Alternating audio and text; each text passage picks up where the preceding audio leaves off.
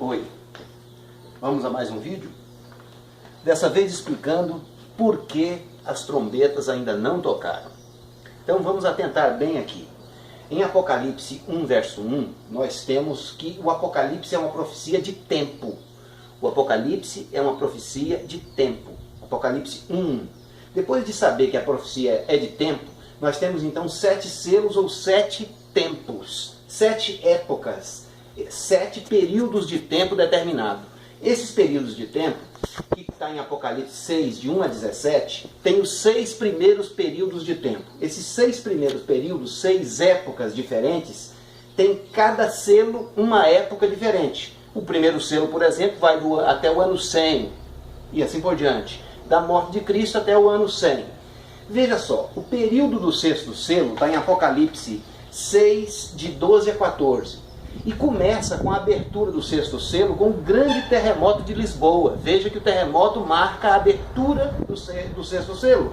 Logo depois da abertura do 6º selo, em 1780, nós temos o sol escurecendo, como um acontecimento de tempo, marcando o tempo dentro do 6º selo. Depois nós temos o terceiro acontecimento, que é em 1833, a queda das estrelas, em 13 de novembro de 1833, profecia de tempo, 6º selo.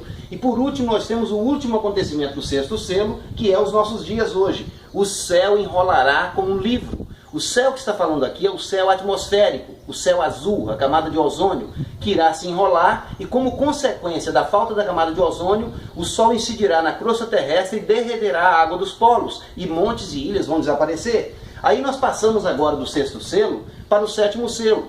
E o 7º selo começa com um silêncio no céu.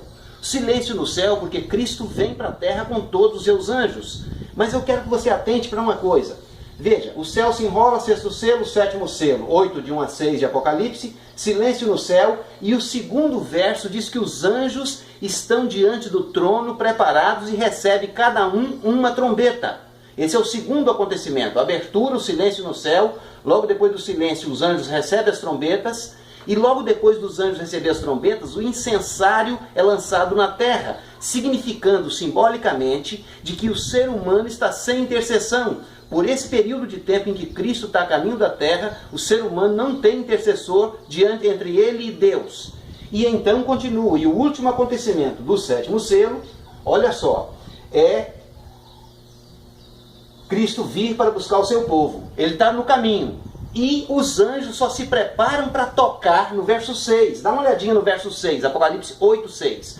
Os anjos que receberam as trombetas lá diante do trono estão agora se preparando para tocar. Mas tudo isso acontece depois da abertura do 7º selo, que ainda não abriu.